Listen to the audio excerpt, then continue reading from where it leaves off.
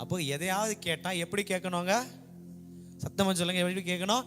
சித்தத்தின்படி கேட்கணும். இஷ்டத்தின்படி கேட்கக்கூடாது, என் சுயத்தின்படி கேட்கக்கூடாது, எனக்கு தோன்றபடி கேட்கக்கூடாது, எனக்கு இஷ்டமானபடி கேட்கக்கூடாது, சித்தத்தின்படி. இந்த சித்தத்தின்படி எவர்கள் ஜெபிப்பார்கள் என்றால், எவர்களுடைய இருதயத்தில் அவர் மனதில் இருக்கிற காரியங்கள் புதைந்து கிடக்கிறதோ, அது உள்ளுக்குள்ள வாசம் பண்ணி கொண்டு இருக்கிறதோ, அவர்கள் தான் சித்தத்தின்படி ஜெபிப்பார்கள்.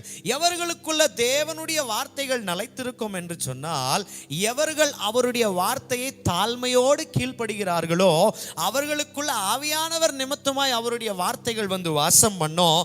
அந்த வார்த்தையை சுமக்கிறவர்கள் அவருடைய சித்தத்தின்படி வார்த்தையை கொண்டு ஜெபிப்பார்கள். அப்பொழுது பிதா கேட்கிறவராக இருப்பார். ஆனா உலகத்தை நேசிச்சுட்டு இங்கேயும் ஒரு காலை வச்சுட்டு நான் ஜெபிக்கும் பொழுது உலகம் கொஞ்சம் சேர்ந்துருக்கும், ஆவிக்குரிய வாழ்க்கை கொஞ்சம் சேர்ந்துருக்கும், ரெண்டுத்தையும் சேர்த்து நான் ஜெபம் பண்ணுவேன். இந்த ஜெபம் நடுவில் என்னுடைய அக்கிரமம் உலக ஆசை வந்து மதில உண்டாக்கிட்டு அவர்கிட்ட போய் சேரவே சேராது. அவரிடத்துல நினைத்தரல முடியவே முடியாது. ஆனால் வெறி எங்கேருந்து புலம்பிட்டு இருக்கும். அல்லேலூயா. தானியேல் 21 நாள் உபவாசம் போட்டு தண்ணியும் குடிக்கல, சாப்பிடல, ஜெபிக்கிறாரு. 21 நாள் அவருடைய ஜெபம் கீழே வரல. தான் மாம்சம் கடைசியா மரிக்கிற வரைக்கும் மேல இருந்து தூதர் இறங்கி வரல.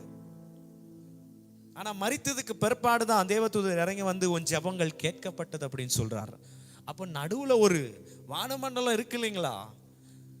அந்த வானமண்டலம், பாதாளத்தின் சேனை, பூமியில கிரியை செய்கிற சர்ப்பம், அந்த பழைய சர்ப்பம், இவைகளெல்லாம் தந்திரமா என்ன உலக ஆசைக்குள்ள கொண்டு போய் என் ஜெபத்தை மாயமான ஒரு ஜெபமா மாத்திடுது, தந்திரமான ஜெபமா மாத்திடுது, மாம்சமான ஜெபமா மாத்திடுது, என் தேவைக்கு ஜெபிக்கிற ஜெபமா மாத்திடுது, சித்தம் இல்லாத ஜெபமாய் மாத்திடுது, கேட்கப்படுறது கிடையாது.